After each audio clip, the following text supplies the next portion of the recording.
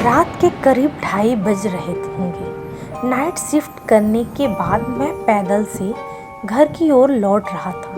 वाहन न होने के कारण बीते 1-1.5 साल से महानगर की सुनी बियावान और लंबी सड़कें हमसाया बनकर मेरे साथ चलती रही हैं। बाप रे, इतनी लंबी लंबी और भूतिया सड़कें खत्म होने का नाम ही नहीं लेती, बस चलती रहती हैं, रुकने का नाम ही नहीं लेती। कहीं ऐसा घनघोर अंधेरा कि पैर कहाँ पड़ रहे हैं पता ही नहीं चल रहा, तो कहीं खंभों की लाइट से फूटते सफेद झिलमिलाते प्रकाश में नहाती सड़कों की खूबसूरती देखते ही बनती है। रोजाना का रूटीन होने के कारण अब इन सुनी और अंधेरी सड़कों से डर नहीं लगता। इन्हीं सुनी और बियावान रास्तों पर दिन भर इतना हैवी ट्रैफिक और चहल पहल रहती है कि एक कदम पैदल चलना भी दोभर हो गया।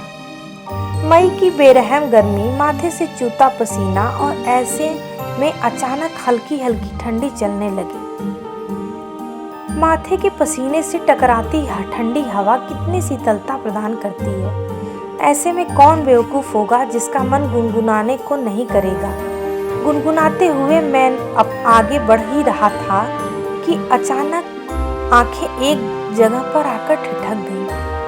सड़क किनारे एक सभ्य सी अधेड़ महिला खड़ी दिखाई दी। करीब 100 से 200 फीट की दूरी होगी।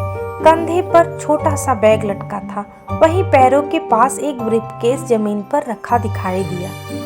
सफेद प्रिंट वाली साड़ी से जिस करीने से उसने अपने सिर ढक रखा था, उससे तो वो किसी भले घर की गृहिणी लग रही थी। लेकिन इतनी रात वो इस शहर के भीतर से गुजरने वाले हाईवे पर कुछ अजीब सा लग रहा था।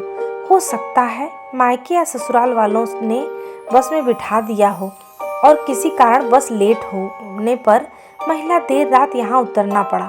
शायद उसका घर यहीं कहीं आसपास ही होगा, या फिर शायद सवारी ऑटो या रिक्शे का इंतजार कर रही होगी। लेकिन इतनी रात गए रिक्शा कहाँ मिलेगा? शायद घर का कोई परिजन गाड़ी लेकर आ रहा होगा।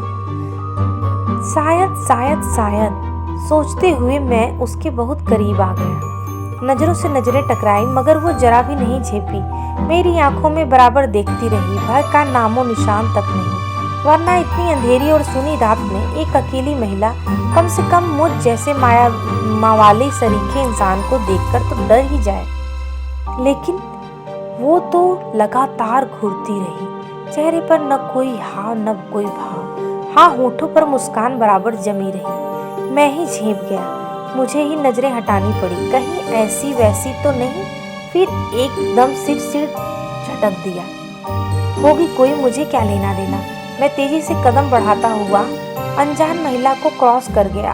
अनजाने डर और शर्म के मारे मैंने भी पलटकर नहीं देखा। न जाने वो क्या सोच बैठी। चलते चलते मैं दूसरी सड़क पर आ पहुंचा। अब वो सड़क और महिला पूरी तरह से ओझल हो चुकी थी। कहीं कोई भूत तो नहीं थी। थोड़ी देर पहले भला लगने वाला रास्ता अब भयभीत करने लगा था। मैं जल्द अपने घर पहुंच जाना चाहता था। इसी तारतम्य में चाल में गजब की तेजी आ गई और बड़े बड़े पग डालने लगा। करीब पौना किमी भी चला था कि अचानक मुंह से चीख से निकल गई। वो महिला करीब 100 गज दूर उसके सामने सड़क किनारे ठीक उसी ढंग से खड़ी दिखाई दी, कंधे पर बैग और जमीन पर ब्रीफकेस। यह कब यहाँ आ गई? एक ही रास्ता तो है। न कोई गाड़ी निकली और न ही वह दरअसल पैदल दौड़ती हुई मुझसे आगे निकल गई। मेरा पूरा शरीर मारे डर के पसीने से तरबतर हो गया। लगा कि आज की रात आखिरी रात है। वो भूतिया औरत कुछ देर में मुझे चबा चबा कर खाएगी। मैं बेतहाशा भागा, इतनी तेज कि पता ही नहीं चला कि वो औरत कब पीछे रह गई। भागता रहा और सीधे घर जाकर ही रुका। सांसें धौंकनी सी चल रही थी। घर के बाहर की कुछ पल खड़ा रहकर अपने सांसों पर कंट्रोल किया। अगले दिन शाम करीब 5 बजे ऑफिस पहुंच गया। एक बुजुर्ग कर्मचारी को रात का घटनाक्रम सुना डाला। हंसते हुए बोला, नूर चचा, अरे कहीं बूचड़ खाने के पास की बात नहीं कर रहा? बूचड़खाना? मैं बुदबुदाया। हाँ हाँ, बूचड़खाना, स्लॉटर हाउस, जहाँ जानवर काटते हैं। बेटा, वो सड़क बहुत खतरनाक है, बहुत हादसे होते हैं वहाँ।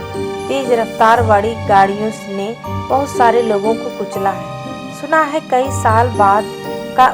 साल बस का इंतजार कर रही एक औरत को भी एक ट्रक ने रौंद डाला था। तुझे ही नहीं, बस सारे लोगों को भी दिख रही है। लेकिन बेटा, भली औरत की रूह लगती है, कभी किसी को नुकसान नहीं पहुंचाया। मैं हैरान था और परेशान भी। अब कैसे निकलूंगा उस रास्ते से रात में पैदल? और एक आत्मा औरत की रूह से आमना सामना हुआ है मेरा, वो भी भली औरत की रूह